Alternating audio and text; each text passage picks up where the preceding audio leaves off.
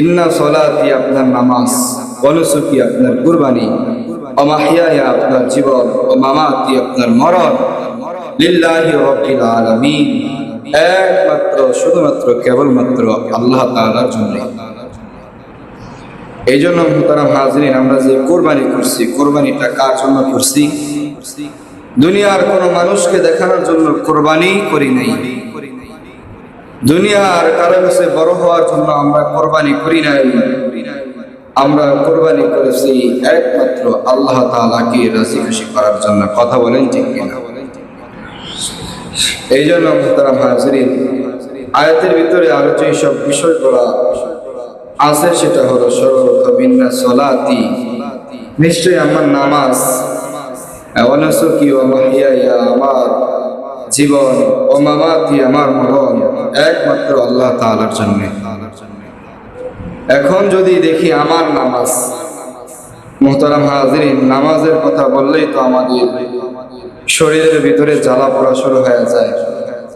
কারণ জুমার দিনে, ঈদের দিনে, বিশেষ বিশেষ দিনগুলোতে, শবে কদর, শবে বরাতে মসজিদে মুসল্লিদের জায়গা দেওয়া যায় না। কিন্তু অত্তীয় নামাজ, এটাও আপনার উপর ফরজ। জুমার নামাজ, এটাও আপনার উপর ফরজ। অন্য অন্য যে নামাজগুলো আছে সেগুলো আপনার উপর ফরজ না, তারপরেও অন্যান্য বিষয়গুলো আনুষ্ঠানিক, যেমন শবে কদরের আলোচনা শোনা আপনার উপর ফরজ না, শবে বরাতের আলোচনা শোনা আপনার উপর ফরজ না। ঈদের নামাজ ওয়াজিব নামাজ, ওয়াজিব কিন্তু আপনার উপর ফরজ না। কিন্তু তারপরেও আমার আপনার ভিতরে ফরজের কোনো গুরুত্ব নাই। অন্যান্য যে ইবাদতগুলো আছে সেগুলোর প্রতি কোনো গুরুত্ব নাই। শুধু জুমার দিনে আমরা মুসলমানিত্ব টিকায়া রাখার জন্য জুমার নামাজ পড়তে আসি। কথা বলেন ঠিক কিনা? মুসলমানিত্ব টিকায়া রাখার জন্য আমরা নামাজ পড়তে আসি। কিভাবে আমরা মুসলমানিত্ব টিকায় রাখি? আমরা যদি জুমার নামাজের সময় দোকান পাট খোলা রাখি বা রাস্তায় চলাফেরা করি, তাহলে লোকে আমাকে জিজ্ঞাসা করবে, কিরে তুই কি মুসলমান? জুমার নামাজ শুরু হয়ে যাইতেছে, তুই জুমার নামাজ পড়তে যাইবি না? ওই যে এই কথা থেকে বাঁচার জন্য জুমার নামাজ পড়তে আসে। কথা বলেন। কিন্তু জুমার দিনেই, একই দিন জুমার দিনেই যদি জুমার নামাজ না হয়ে যদি আসরের নামাজ হয়, কেউ বলবে না এই আসরের নামাজ পড়তে গেলি না? তুই মুসলমান, আসরের নামাজ পড়তে গেলি না কেন? এটা কেউ বলবে না, কেউ বলেও না। কথা বলেন ঠিক কিনা? কারণ জুমার নামাজ সকলে একত্রে মিলে পড়া হয়। এটাতে যদি না আসি তাহলে তো আমার মুসলমানিত্ব ঠিক থাকবে না।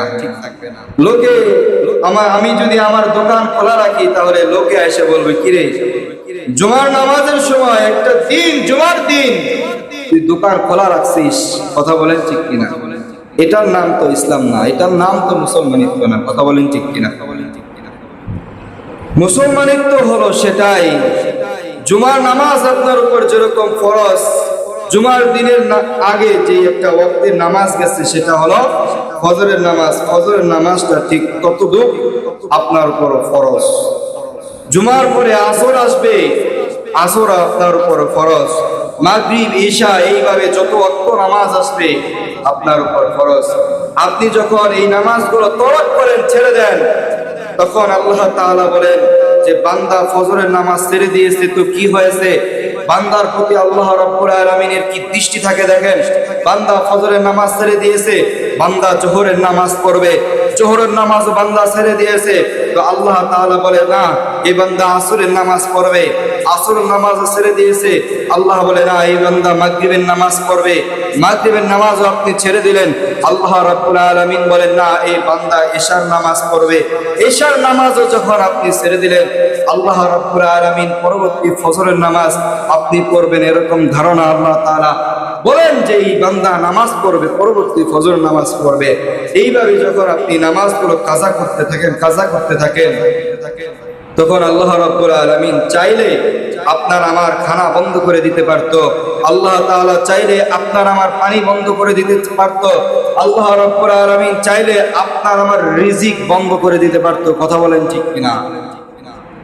যেরকম আমরা যদি দেখি দুনিয়ার ভিতরে যেই অফিস আদালত আছে, কেউ গার্মেন্টসের চাকরি করে, ওই গার্মেন্টসের শ্রমিক যদি মালিকের অনুগ্রামী না হয় তাহলে তার ঈদ বোনাসও আসে না, বেতনও আসে না। কথা বলেন ঠিক কিনা? তার চাকরি চলে যায়। কথা বলেন ঠিক কিনা? কিন্তু আমরা এমন একটা রবের ইবাদত করি যে রব, যে আল্লাহ আমাদেরকে ছাড় দেয়, ছাড় দিতে দিতে দিতে দিতে আপনি ফজরের নামাজ পড়লেন না, তারপরে আল্লাহ রাব্বুল আলামিন আপনার রিজিক বন্ধ করে নাই। আপনি জোহরের নামাজ পড়লেন না, তারপরে আল্লাহ রাব্বুল আলামিন আপনার খাবার বন্ধ করে নাই। আপনি মাগরিবের নামাজ পড়েন নাই, তারপর আল্লাহ রাব্বুল আলামিন আপনার যাবতীয় যা কিছু আছে তা বন্ধ করে নাই। কেন বন্ধ করে নাই? ফেরেশতা আল্লাহ তাআলাকে যখন জিজ্ঞাসা করে, ইয়া রাসূলুল্লাহ, তোমার বান্দা তোমার নাফরমানি করে চলতেছে, আল্লাহ রাব্বুল আলামিন তখন বলেন যে আমার একটা নাম আছে, সেটা হলো আর রহমান আর রহিম। আমি রহমান, আমি রহিম নামের ওসিলা করিয়া তাদেরকে সুযোগ দেই। যদি দুনিয়ার ভিতরে কোনো সিস্টেম থাকতো, যেই সিস্টেম দুনিয়ার মালিকদের সাথে যদি ভালো ব্যবহার, ভালো আচরণ, ভালো সম্পর্ক না থাকে, চাকরি চলে যায়, বেতন চলে যায়, বোনাস চলে যায়, ঠিক ওই রবের সাথে সম্পর্ক, রব যদি আপনার সাথে ঠিক একই আচরণ করত, তাহলে আল্লাহ রাব্বুল আলামিন আপনার খানা বন্ধ করে দিত, আল্লাহ রাব্বুল আলামিন আপনার পানি বন্ধ করে দিত, আল্লাহ রাব্বুল আলামিন আপনার যাবতীয় যা কিছু দরকার সব কিছু ক্রমে ক্রমে ক্রমে ক্রমে বন্ধ করে দিত।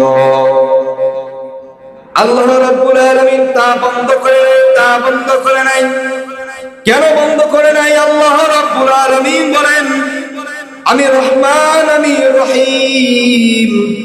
আমি রহমান রহিম নামের ওসিলা করিয়া বান্দাদের উপর রহম করি, বান্দাদের উপর দয়া দেখায়। দয়ালু আল্লাহ আমাদের প্রতি যদি দয়া না করত তাহলে আমাদের খানা বন্ধ হয়ে যাইতো, পানি বন্ধ হয়ে যাইতো। কথা বলেন ঠিক কিনা? কারণ দুনিয়ার মালিকের অনুগ্রামী না হলে চাকরি চলে যায়। ঠিক ওইভাবেও আল্লাহ তাআলা আমরা কি অনুগ্রামী এখনো হতে পারছি কিনা? এখনো অনুগ্রামী হতে পারলাম কিনা? এমন অনেক মানুষ আছে নামাজের কোনো খোঁজ খবর নাই। কথা বলেন ঠিক কিনা? নামাজ গুরুত্বপূর্ণ একটা ইবাদত, তার ভিতরে নাই। অন্যান্য যে ইবাদত গুলো আছে সেগুলো তার ভিতরে নাই। এই জন্য মুহতারাম হাজিরিন, সবকিছু হবে আমার আল্লাহর জন্য। ইন্না সলাতি, আমার নামাজ হবে আল্লাহর জন্য। আমি তো নামাজে পড়ি না, আমার নামাজ কোথা থেকে আসবে? ও মুহতারাম হাজিরিন, নামাজ ছাড়া আল্লাহর নবী সাল্লাল্লাহু আলাইহি সাল্লাম বলেন, আউয়ালু মা ইউহাসাবু বিহিল আবদু ইয়াউমাল কিয়ামাতিস সালাম। কিয়ামতের দিন সর্বপ্রথম আল্লাহ রাব্বুল আলামিন বান্দার কাছ থেকে যে হিসাবটা নেবে সেটা হলো নামাজের হিসাব। এই জন্য মুহতারাম হাজিরিন, আল্লাহর নবী সাল্লাল্লাহু আলাইহি সাল্লামকে আল্লাহ তাআলা আয়াত নাযিল করে জানা দেন, ও হে নবী আপনি বলুন, ইন্না সলাতি, আপনার নামাজ, অর্থাৎ আপনি নিজে নামাজ পড়েন এবং আপনার সাহাবায়ে কেরাম যারা উম্মত আসবে তাদেরকে নামাজের তাকাজা দেন। ওয়া নুসুকি, আপনার কুরবানি আমার কুরবানি, ওয়া মাহইয়ায়া আমার জীবন, ওয়া মামাতি আমার মরণ, লিল্লাহি রাব্বিল আলামিন, কেবলমাত্র শুধুমাত্র আল্লাহ তাআলার জন্যই হবে, আর কারোর জন্য হবে না। দুনিয়াতে বেঁচে থাকবো আল্লাহর জন্য, দুনিয়াতে ইবাদত করবো আল্লাহর জন্য, দুনিয়া থেকে চলে যাব আল্লাহর জন্য। যখন মৃত্যুর স্বাদ গ্রহণ করব তখন কালেমা পড়ে মৃত্যুর স্বাদ গ্রহণ করব। এই জন্য মুহতারাম হাজিরিন, এই আয়াতের দিকে লক্ষ্য করলে দেখা যায় যে আল্লাহ নবী সাল্লাল্লাহু আলাইহি সাল্লামকে আয়াত নাযিল করে জানায় দিয়েছেন যে উম্মতের ভিতরে আয়াত পৌঁছে দেন। উম্মতরা যেন নামাজ কায়েম করে কোরবানি করেন, তাদের জীবন যেন আল্লাহর রাহে উৎসর্গ করে দেয়, তাদের মরণটাও যেন আল্লাহর রাহে হয়। মরণ আবার আল্লাহর রাহে হয় কিভাবে? যুদ্ধের ময়দানে আল্লাহর রাস্তায় যুদ্ধ করতে করতে এমন অনেক মুসলমান শহীদ হয়ে গেছে। অর্থাৎ তার বেঁচে থাকা, তার মরে যাওয়াটাও আল্লাহর জন্য।